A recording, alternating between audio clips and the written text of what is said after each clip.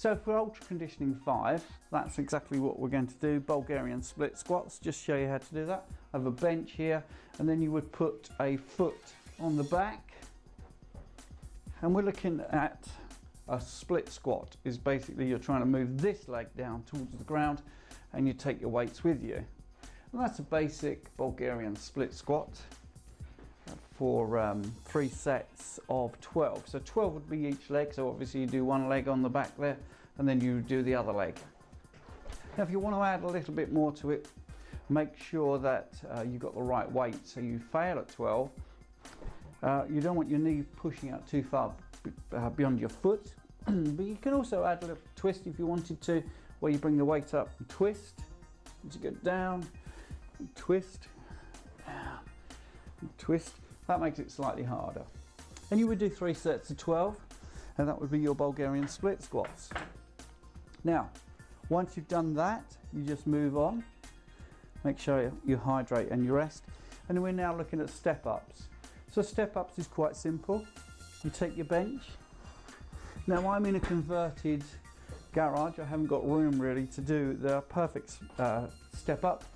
But what you're looking to do is to bring your foot up, and that is your step up.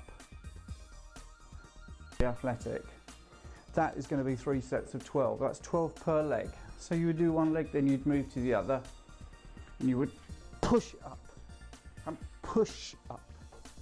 Okay, now I would like to jump actually, but unfortunately the ceiling here, it's a converted garage, too low. But anyway, that would be your step ups. And to make that harder again, you could put in weights. So we're imagining that we're going through the workout as online, how you'd see it online. Let's move the bench out of the way. So the next thing is, we've got medicine ball swings are recommended there, 4 sets of 15. And if you don't have a medicine ball, you can use a kettlebell, you can use a dumbbell, but basically you're looking at 4 sets of 15. Let the kettlebell swing, and you push with your hips. It's quite an athletic movement. And that would be your kettlebell swing, making sure that the glutes squeezing at the top and you are pushing with your hips. And that would be your kettlebell swing, 4 sets of 15. Then we'd move on the workout online. We're looking now at butt lift or hip bridges. This one's on the floor. You can do it on the bench. I'm going to show you basically how to do it on the floor. A hip raiser, a hip bump, is basically where you are pushing your hip, as imagine that it's going that way towards the wall at the back there. The closer your heels are to your butt, the harder it is.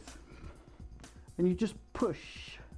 To make this harder, you can put your feet on a bench.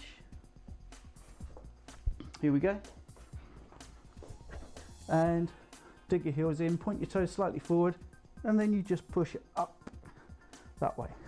And that is your hip raisers or hip bumps, hip bridges. There's lots of different names for that. And twist, in this one we're showing it with a physio ball, but you can do a Russian twist with anything, even just a dumbbell or kettlebell. Russian twists where you're just moving from side to side, which is quite good. If you want to make it a little bit harder, you can do like a canoe type movement. Other things you can do, take your legs off the floor and twist. So you make this as hard as you can, and we're looking at 3 sets to failure. So picking a weight that's difficult will mean that you'll fail earlier on. Obviously a good thing to do. Finally, we have windscreen wipers as an option. 3 sets to failure. Windscreen wipers are where you lie on the ground. You can bend your legs and then you're doing a windscreen wiper motion, one side to the other. And make sure that it's not momentum that is bringing your legs back.